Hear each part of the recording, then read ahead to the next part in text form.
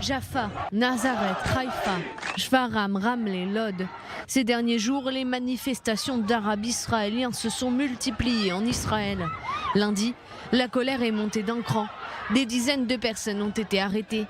Comme ici, à Nazareth, plus grande ville arabe du pays, où des manifestants ont tiré des feux d'artifice. À Lod, la foule a lancé des pierres et des bombes incendiaires sur des habitations appartenant à des juifs.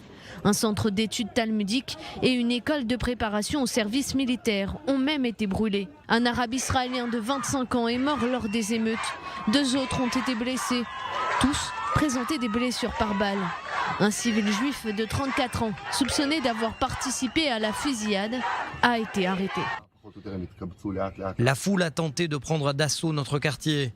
Il a fallu beaucoup de temps à la police pour arriver. Les habitants ont été contraints de tirer en l'air, mais cela ne les a pas dissuadés, jusqu'à ce qu'ils tirent en leur direction et en blessent 2. D'autres agressions contre des juifs ont été rapportées. Tôt ce matin, 2 juifs ont été légèrement blessés après que des pierres ont été lancées sur leur voiture alors qu'ils traversaient la ville arabe d'Oum el-Fahem. Des appels à manifester ce soir dans les villes et villages à majorité arabe ont été lancés. Des menaces prises très au sérieux par le ministère de l'Intérieur.